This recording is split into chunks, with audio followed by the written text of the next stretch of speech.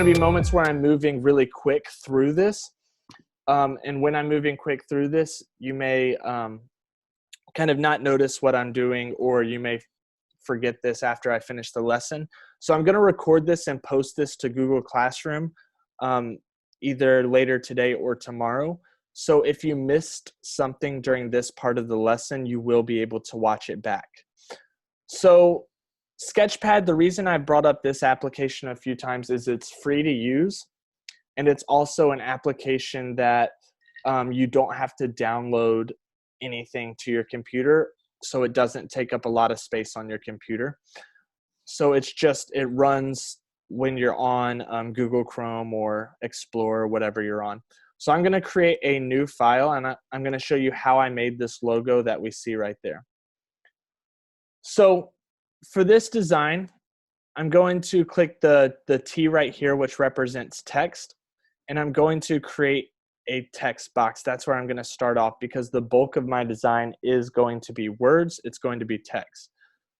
You can click here and choose from a big list of fonts. That's one reason why I do like Sketchpad, is there's a large selection of fonts. You don't have to be limited to, 5 or 6 fonts.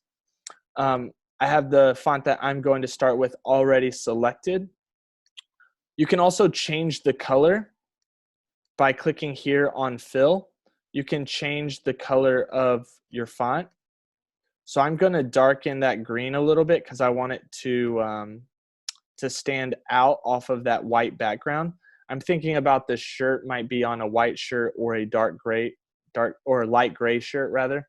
So I do want my text to be a little bit darker, and I'm going to bold my text. I'm going to write down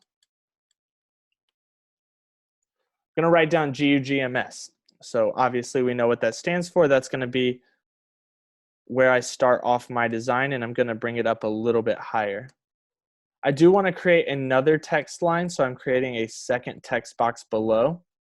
It's going to be a little bit smaller, and I want it to stand out and look a little bit different from the text above, so I'm going to make it a different shade of green so that we don't read it as the same thing. And I'm going to make it not bold. I'm going to make it thin.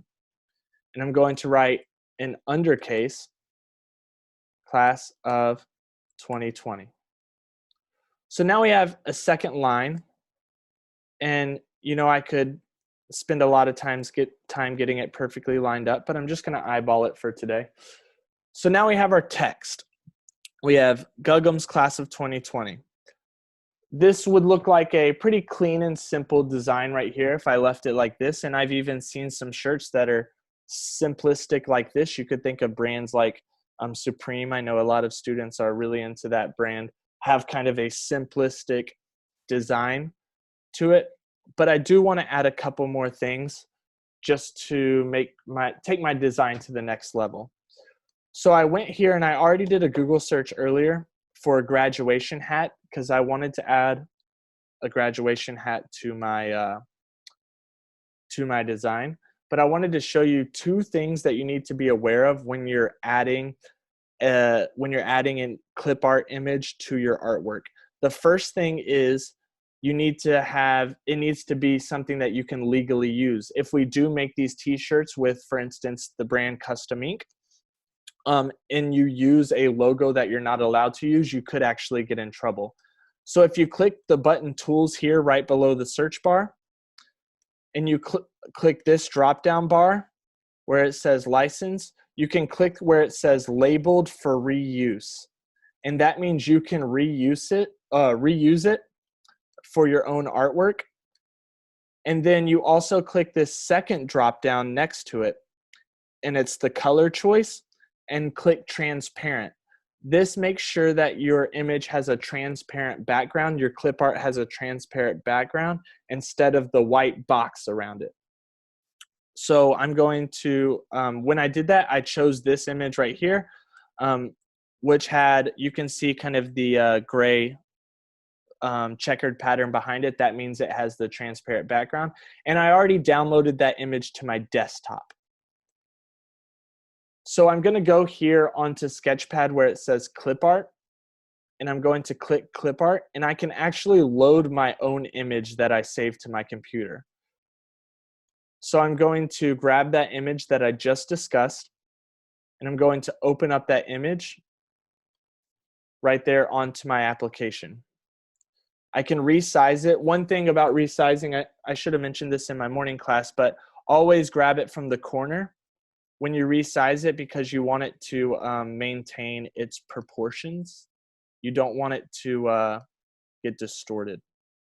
I'm going to sit this hat right on the corner of my G, similar to one of our students' designs, as if the G is wearing the hat. So that's the graduation hat kind of hanging off to the side of the G. I'm going to add one more image to find balance with my artwork, with my design, because right now it has most of the information on the left side, but this right side feels a little bit empty. So I did a Google search for some balloons because that reminds me of a celebration. And I did the same thing. I found label for reuse. I found transparent as well. When I was looking at the balloons, I thought about my design, and I'm going to go back to it for just a second. I have really flat green letters on both the name of the school and the text below. And the design of the hat is kind of a flat black as well. It doesn't have any shading or any like ombre or anything like that to the coloring. So I don't want to select any balloons that have any kind of shine to it or anything like that, because it would not fit with the rest of the design. So I'm gonna go to, I already saved the balloons to my computer. And again, they have the transparent background, as you can see right there. And the coloring looked similar, looked like it would match my design. So I insert my balloons, resize them. And once I've resized the balloons, I can kind of move them and manipulate them wherever I want. And I think it looks cool if they hang off this 0 right here. I think that's kind of a cool design. But now I have a problem. I can't read the M and the S. So what I can do is I can go over here to where it says editing. I can click on those 3 dots, which creates a drop down, and I can click send to back. And now my balloons are going to be behind my M and my S. Okay, so we can see the GUGMS, and we have some balloons. I could do a few more things with the design, but I really just wanted to show everyone a few simple steps that are going to allow you to create a design. The last step after you've finished, and I'm happy with the way this is right here, is click this floppy disk down here on the left. You click export, and you can save it as either a JPEG or a PNG. I always prefer to save it as a PNG because I think it does a little better for the transparent backgrounds. I'm not going to get into the difference between the two, but saving it as a PNG works well. And then you can see this is what it's going to look like once you have saved it and once we are ready to order our shirts on a website like Custom Ink. So this is how it's going to work when the product is completely finished. Okay, so that's just a little bit of kind of an idea of how you can make a logo, even if you're not confident in your drawing abilities or if you feel like you can draw by hand.